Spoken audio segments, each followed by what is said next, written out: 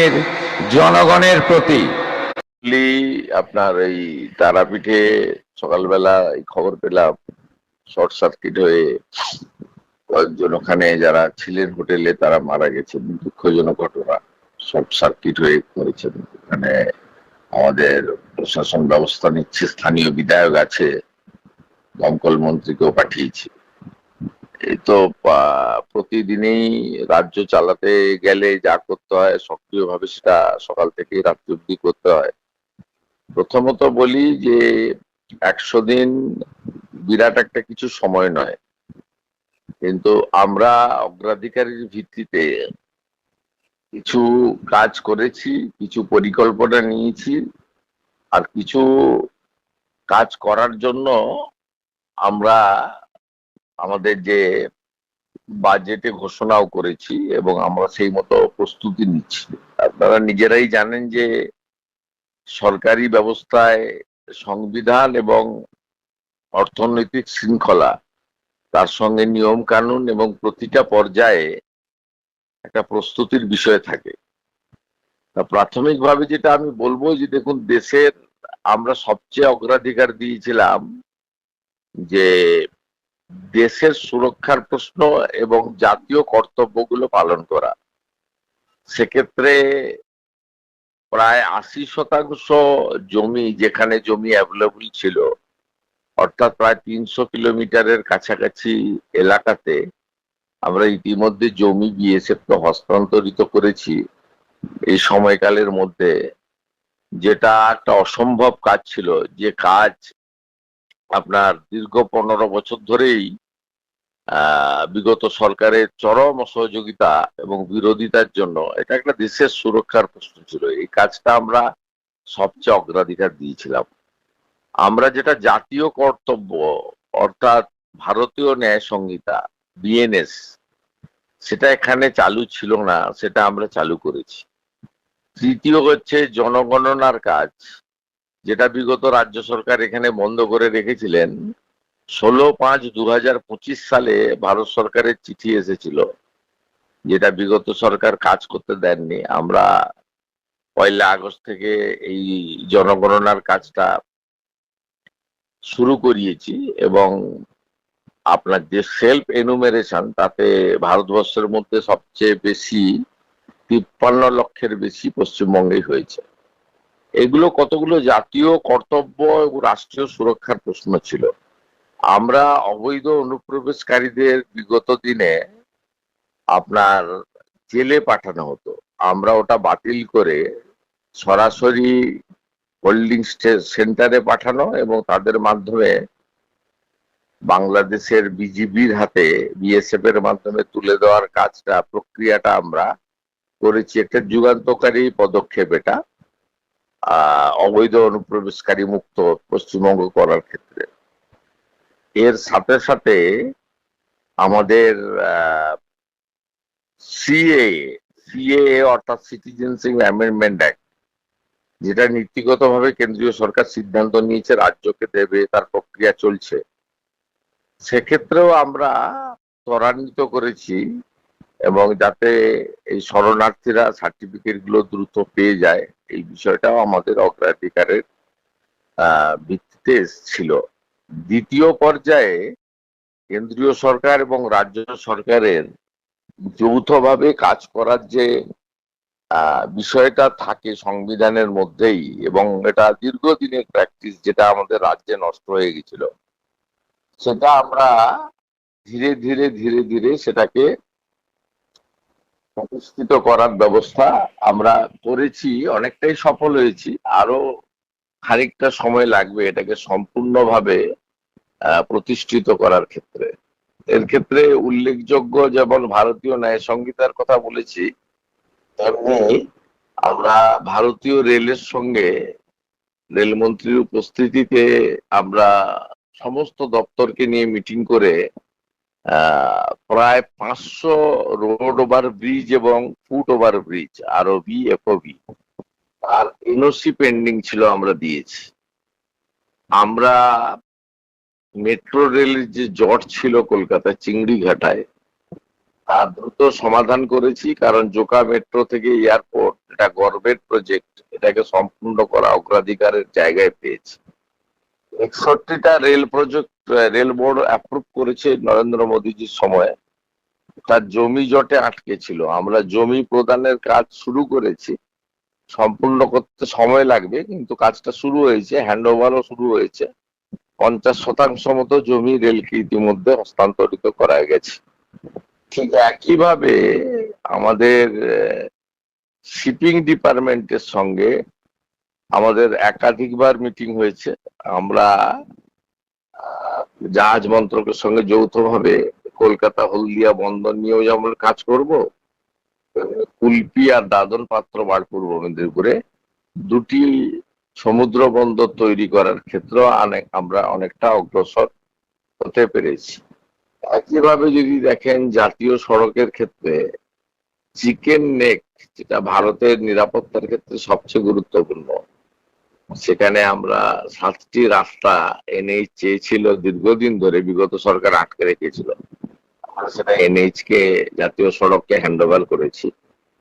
এবং পশ্চিমবঙ্গে জাতীয় সড়কের অনেকগুলি নতুন কাজ হবে, যার পরিকল্পনা নেওয়া হচ্ছে, এবং দ্রুত আমাদের জাতীয় সড়ক ও পরিবহন মন্ত্রী এখানে আসবেন, এসে এটা আপনার সূচনা করবেন। এই ভারত সরকারের নানা প্রজেক্ট, বিকশিত ভারত জি রামজি হতে পারে 125 দিনের কাজ, অথবা আয়ুষ্মান ভারত হতে পারে, প্রধানমন্ত্রী সূর্য ঘর হতে পারে, এডুকেশনের ক্ষেত্রে পিএম শ্রী সহ আমাদের ভারত সরকারের সঙ্গে যৌথভাবে স্কুল শিক্ষা এবং হায়ার এডুকেশনের ক্ষেত্রে সমস্ত পেন্ডিং স্কিমে আমরা যুক্ত হয়েছি। হেলথেও 467টা প্রধানমন্ত্রী জনঔষধি কেন্দ্র, 100টা অমৃত ফার্মেসি গতকালই দেখেছেন আপনারা, এগ্রিমেন্ট হয়েছে। এবং আয়ুষ্মান ভারতে গতকাল থেকেই রুগীরা ভর্তি হয়ে আয়ুষ্মান ভারতের বেনিফিট পেতে শুরু করেছেন। এক্ষেত্রে আমাদের বাইরে, রাজ্যের বাইরে থাকা পরিযায়ী শ্রমিকরাও সুবিধা পাবেন। যারা আয়ুষ্মানে আসতে পারেননি তাদেরকে মুখ্যমন্ত্রী স্বাস্থ্য বিমাতে এনে আমরা সর্বাত্মক স্বাস্থ্য, ফ্রি স্বাস্থ্য যে পরিষেবা, ওটা ভারতবর্ষের 38,000 হসপিটালেই যেতে পায় পশ্চিমবঙ্গের মানুষ। তার জন্য উদ্যোগ নিয়েছি, ব্যবস্থা নিয়েছি। সময় লাগে, দেখুন একটু সময় লাগে, তার মধ্যেই কাজগুলো করেছি। এবং রাজ্যের কর্মী সংখ্যা নেই, না সরকারি অফিসে, না থানাতে, না স্কুলে। নো টিচার স্কুল প্রচুর, সিঙ্গেল টিচার স্কুল প্রচুর। আপনার দীর্ঘদিন ধরে 3 বছর ধরে স্কুলগুলোতে কম্পোজিট গ্র্যান্ট দেওয়া হয়নি। আমরা প্রায় 300 কোটি টাকা কম্পোজিট গ্র্যান্ট স্কুলগুলোকে দিয়েছি। স্কুলগুলোর ভাগে হয়তো খুব কম টাকা পড়েছে, কিন্তু ওই টাকা দিয়ে ওনাদের স্কুলের চক ডাস্টার কেনা হয়, মানে ছোট ছোট খরচে লাগে, যেটা বিগত সরকার 3 বছর ধরে দেননি। এবং এডুকেশনের উপরেও কাজ হচ্ছে, হেলথের উপরেও তো কাজ, আমি বারে বারে বলেছি। 100 দিনের কাজটা এবারে 125 দিন পাবেন, এবং নতুন জব কার্ড তৈরি করার সুযোগ তারা পেয়েছেন। আর আমাদের গ্রিভেন্সেল চালু হয়েছে। দেখুন, পূর্ণাঙ্গ পরিষেবা দিতে সময় লাগবে, কারণ ওই তো আইপ্যাকের লোকজন সব বসেছিল, ওদেরকে সব বের করে আমাদের অর্থনৈতিক শৃঙ্খলার প্রশ্নে টেন্ডার করে আবার নতুন লোকজনকে বসিয়ে করতে হচ্ছে। এই সমস্ত ব্যবস্থাটাই খোল নলচে বদলে করতে হচ্ছে, কারণ 34 বছরের কমিউনিস্ট এবং 15 বছরের তৃণমূলের রাজত্বে এদের মাইন্ডসেট তো অন্যরকম সবার অনেকেই ছিল। সেই জায়গা থেকে ধীরে ধীরে বের করে আনতে হচ্ছে। পুলিশের ক্ষেত্রেও একই কথা বলা যেতে পারে। আপনারা দেখেছেন, যারা দুর্নীতিগ্রস্ত, যারা 21-এর পোস্টপোল ভায়োলেন্সে আপনার অত্যাচার করেছে, খুন করেছে, তাদের ক্ষেত্রে প্রায় 2000-এর বেশি চিহ্নিত গুন্ডা গ্রেপ্তার হয়েছেন। এবং তাদের বিরুদ্ধে আইনানুগ ব্যবস্থা হয়েছে। প্রায় নতুন করে পোস্টপল ভায়োলেন্সের 1800 মামলা করা হয়েছে, দুটো কমিশন করা হয়েছে, যার ফল কিছুদিন পরে পশ্চিমবঙ্গের জনগণ পাবেন। একটা হলো প্রাতিষ্ঠানিক দুর্নীতির ক্ষেত্রে জাস্টিস বিশ্বজিৎ বসুর কমিশন, তার সঙ্গে আইপিএস জয়রামন আছেন। আরেকটি হচ্ছে মহিলাদের ক্ষেত্রে যে অত্যাচারগুলো সংগঠিত হয়েছে, সেক্ষেত্রে আমাদের রিটায়ার্ড জাস্টিস মাননীয় সমাপ্তি চ্যাটার্জির কমিশন, সেখানে আইপিএস দময়ন্তী সেন আছেন। এরা সবে কাজ শুরু করেছেন। একইভাবে আমাদের সরকারি কর্মচারীদের এরিয়ার ডিএ, যেটা সুপ্রিম কোর্টের নির্দেশ ছিল, বিগত সরকার কিছুটা দিয়ে গেছিলেন, আমরা সেটা সরকারি কর্মচারীদের ক্ষেত্রে এবং পেনশনারদের ক্ষেত্রে, যারা আমাদের রাজ্য সরকারের ডাইরেক্ট কর্মচারী, তাদেরটা আমরা করতে পেরেছি। পরবর্তীকালেও আরো চিন্তা ভাবনা আছে, সেটা সময় বলবে। 20% ডিএ ঘোষণা, এবং সেটা অক্টোবর মাসে, পুজোর মাসে অ্যাডভান্স বেতনের সঙ্গে দিয়ে দেওয়ার আমাদের ঘোষণাও আছে, এবং আমরা সে কমিটমেন্ট রাখবো। স্বতন্ত্র কমিশন আইএস নবীন প্রকাশের নেতৃত্বে তৈরি হয়েছে, কাজও তারা শুরু করেছেন। এইভাবে বিভিন্ন স্তরে আমাদের হচ্ছে। এটা তো এই 5-7 মিনিটে টেলিফোনে বলা সম্ভব নয়। একদম। শুধু একটা কথাই বলবো, ভরসা রাখতে পারেন। আর বেনিফিশিয়ারি ওরিয়েন্টেড যে স্কিম গুলো আছে, আমরা কৃষি ক্ষেত্রেও অনেকগুলো উদ্যোগ নিয়েছি। আবাসের ক্ষেত্রে আগের সরকার যাদেরকে এক কিস্তির টাকা দিয়ে গেছিলেন, এমন প্রায় আপনার 22 লক্ষ ছিল, আপনার 20 লক্ষ ছিল। সেই 20 লক্ষের মধ্যে আমরা ভেরিফিকেশন করেছিলাম জেনুইন কত আছে। সেই ভেরিফিকেশন করার পরে প্রাথমিকভাবে 10,20,000 মানুষকে পাওয়া গেছিল, যে যারা তৈরিটা খানিকটা করেছেন, অসম্পূর্ণ আছে, টাকাটা দিতে হবে। 10,20,000 লোককে আমরা গত সপ্তাহে 6,000 কোটি টাকা তাদের অ্যাকাউন্টে দিয়েছি। 10,20,000 পরিবার উপকৃত হয়েছেন, যারা প্রান্তিক মানুষ, অর্ধেক বাড়ি তৈরি করে অপেক্ষায় ছিলেন যে তৃণমূল সরকারের আমলে দেওয়া অর্ধেক টাকা এরা দেবে কি দেবে না। আমরা কিন্তু সাধারণ মানুষ, গরিব মানুষ, অর্থনৈতিকভাবে দুর্বল মানুষ, তাদেরকে রাজনৈতিক দৃষ্টিভঙ্গি দিয়ে বিচার করি না। আমরা শুধু দেখেছিলাম প্রকৃত প্রাপক ছিল কিনা। 12,500 এমন লোককে পাওয়া গেছে যারা পাওয়ার যোগ্য নয়, টাকা পেয়েছেন। তাদের বিরুদ্ধে ব্যবস্থা আমরা নিয়েছি। 1,000 জন তো নিজেরাই টাকা ফেরত দিয়েছেন সরকারকে, যে আমাদের নেওয়া ভুল হয়ে গেছে। তাই এইসব জিনিস আছে। 4 লক্ষ কৃষক পরিবার আগস্ট মাস থেকে কৃষি ক্ষেত্রে 2 টাকা করে কম ইলেকট্রিকের ইউনিট পাচ্ছেন। মিড ডে মিলের ক্ষেত্রে আপনি দেখুন, স্কুলগুলোতে আপনার মিড ডে মিল ছিল আপনার অনেক বেশি, মানে প্রাইমারির ক্ষেত্রে 6 টাকা 78 পয়সা ছিল, আমরা সেটাকে 10 টাকা করে দিয়েছি। আপনি হসপিটালের ক্ষেত্রে দেখেন, ডায়েট 2017 সালে 3 বেলা হসপিটালে কারা যায়? অত্যন্ত সাধারণ মানুষরা যায়।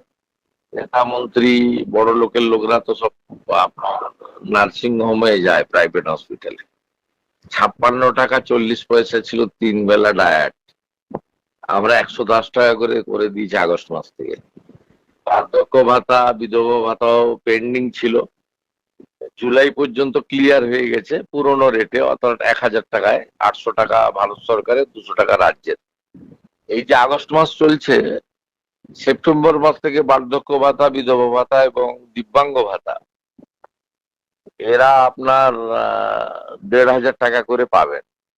আমাদের প্রতিশ্রুতি আছে 2,000 করব, সেটা একটু সময় দিতে হবে। আমরা পরের বাজেটে দেখবো আর 500 টাকা বাড়ানোর বিষয়টা।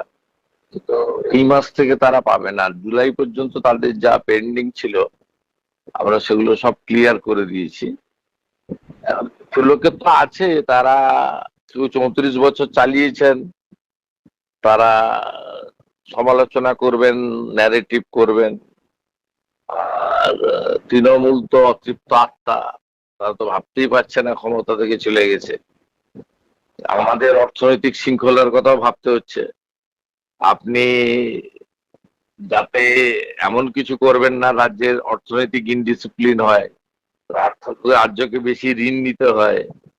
এই 100 দিনের সরকারে আমরা দেখুন, প্রত্যেক রাজ্য সরকার ঋণ নিতে পারে, আমাদেরকেও প্রতিটা রাজ্য সরকার ঋণ নেওয়ার অধিকার, এবং তার এটা কেন্দ্রীয় সরকার বা একটা সিস্টেমের মধ্যেই পড়ে, FRBM এর মধ্যে। আমরা চেষ্টা করেছি এখনো পর্যন্ত যাতে ঋণ টেন বেশি না নিতে হয়। আমার প্রতিশ্রুতিও রক্ষা করতে হবে এবং মানুষ চান প্রত্যাশা পূরণ করতে হবে। এবং আমাদের এরা 500 টাকা করে লক্ষ্মী ভান্ডার দিতে 9 মাস লাগিয়েছিল, 1,52,00,000 লোককে দিয়েছিল 24 সাল পর্যন্ত। তারপরে 1000 টাকা করেছিল লোকসভা ভোটের ঠিক আগে। তারপরে 2 মাস দিয়েছিল 1,500 টাকা করে, প্রায় 2 কোটির মতো মহিলাকে। আমরা দেখলাম SIR এ নাম কেটে গেছে, তেমন লোক পাচ্ছেন, পুরুষরা পাচ্ছেন। আপনি নিজেই বলুন যে এই ধরনের ভাতা দেওয়ার ক্ষেত্রে সব রাজ্যেই এবং বিগত তৃণমূল সরকারের ক্ষেত্রেও কিছু ক্রাইটেরিয়া তো থাকে, অবশ্যই। ক্রাইটেরিয়া তো মেনটেন করতে হবে।